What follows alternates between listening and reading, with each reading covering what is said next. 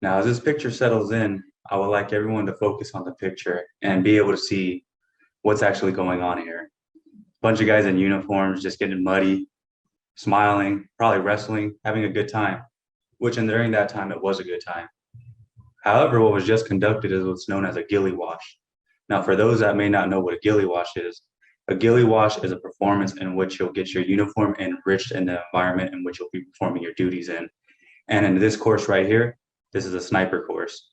So the reason for the ghillie wash is that way you can get set in an environment where you won't be seen, and that way you can take a shot and accurately engage a target, which can sometimes result in taking another person's life. Now, there's a lot of training that goes into a sniper school. You're going to learn about math equations, the environment, barometric pressure. You're going to learn all these tools in order to take that shot. However, you're not going to be able to receive those tools if you happen to take that shot. And those tools that I'm talking about is mental health. Mental health isn't advocated for members such as these who will go through a course and be able to perform their duties in the military. So that's why we want to be able to raise the awareness and understand why mental health is so important for each and every member of service. Because when they separate, they're going to have to deal with some of the pains that they dealt with while in service. Now, according to statistics from the Bureau of Labor Statistics, 7% of the work population is accumulated from veterans. Now, that's a pretty low number. 7% doesn't accumulate to a lot. 93% of people aren't veterans, but I'm sure someone in this room may know of someone who is a veteran, currently serving, or retired. Now, wouldn't you want them to be able to have that structure and the area where they can be able to perform in the work outside of the military? There's a lot of teachings that you'll learn in the military, how you can translate that into the civilian sector, but that's not being adopted because military members are sometimes having a dysfunction when being able to cope with the military life and the civilian life. And then we go to our next statistic, and that's according to the VA National Suicide Prevention Report, 18 veterans take their lives daily. I would like to set that in a little bit deeper because 18 veterans every single day will ultimately take their life. And reasons for that is because there is a mental health system currently in place with the Veterans Affairs system.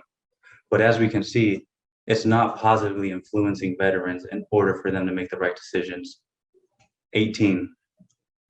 And this brings up a huge opportunity as we want to be able to address this issue.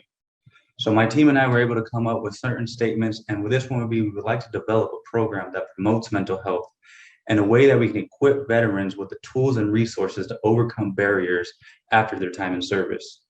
Now, the average military member's time in service can range from 4, 15 to 20 years.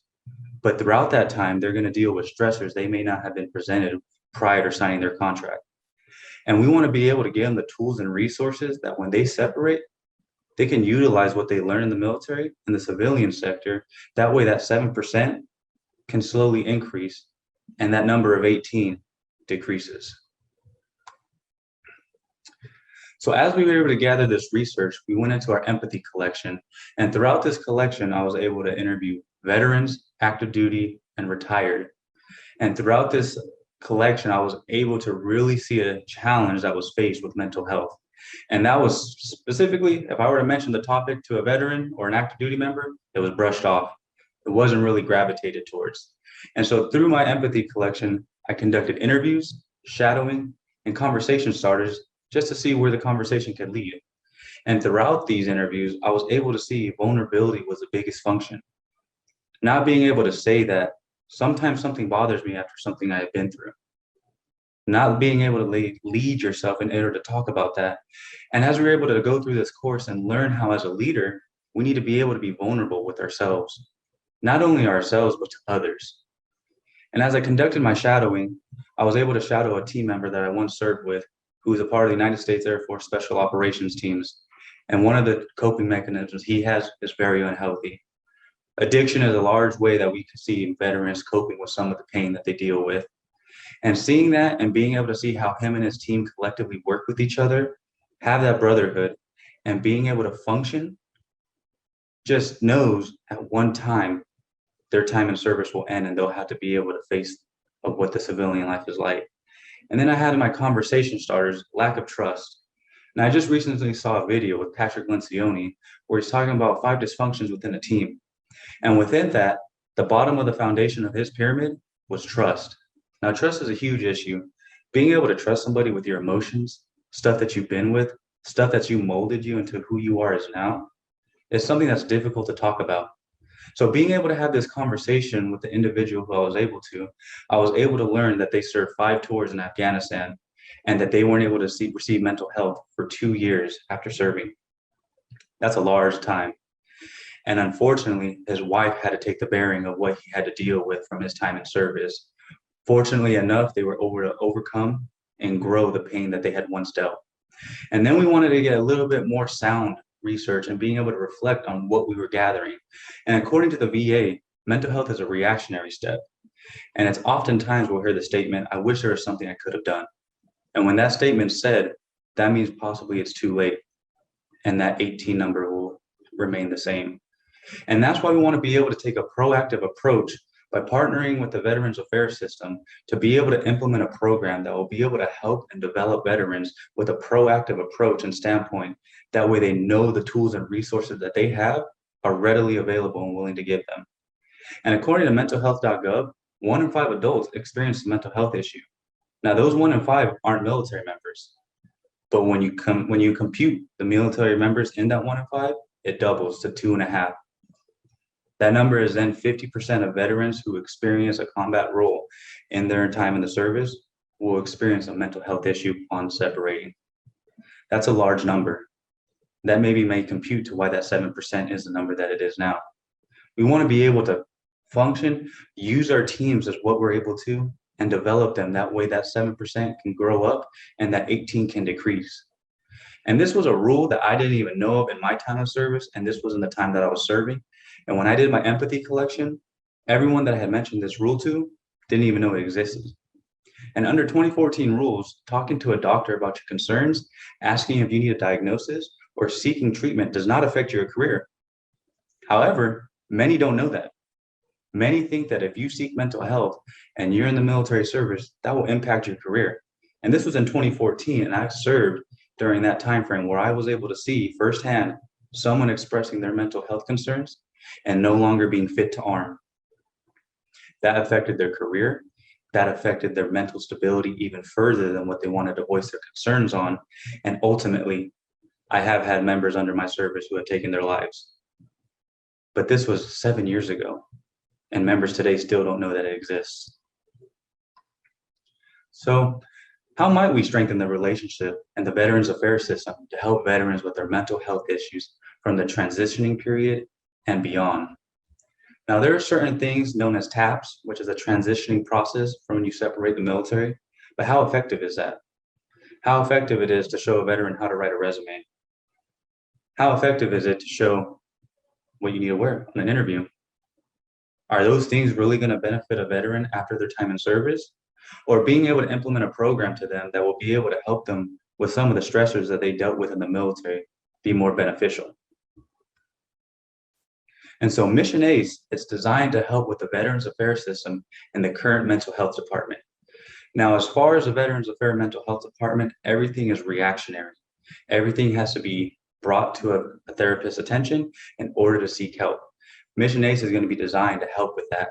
We want to have that proactive standpoint where we can be able to give the tools and resources to the veterans while they separate in the time of the transitioning period so they know what they have at their service. So as we go into our first iteration, there were 3 key themes that we really wanted to involve, and that's the awareness of mental health, emotional intelligence, and sustainability. However, when we had brought it to the veterans, we didn't really structure it into that type of manner, as we were able to give them everything on the table and let them be able to choose from. And if we go back to the reactionary step, veterans don't go out and try to pick what they want. And so it was overwhelming. And one of the stressors that we noticed from post-traumatic stress disorder is avoidance. And us having a program that's going to have avoidance is something that we really wanted to negate from. So we had to go think, why can't we do this? We don't want to be able to do this. And in fact, this program is almost already being implemented into the Veterans Affairs System, but not at this caliber. And then again, we have our trust issues. We found that trust is going to be the ultimate bearing factor of how we're able to see this program actually be able to influence others. And like I said, it's been years for some members to really receive help, so we can understand why that trust is where it's at. And as we go into our second iteration, we're really able to understand that we needed a reframe of program. We wanted to implement terminology that was adopted by military personnel. Now, the adoption of military terminology came through just regular conversation through the members who I wanted to implement this program to. We were just sitting around having regular day-to-day conversation about our time in service, and we were able to understand each other on a different level. However, we weren't able to really explain that to other individuals who have never served. So being able to implement certain terminology that we had as far as conversations was something that we wanted to implement in this program so it can tailor to the military lifestyle and how they can separate, but still have a piece of that in order for them to understand. And then we had structured it as phase lines. So for those who may not be familiar with phase lines are going to be what are being diagnosed as for a mission.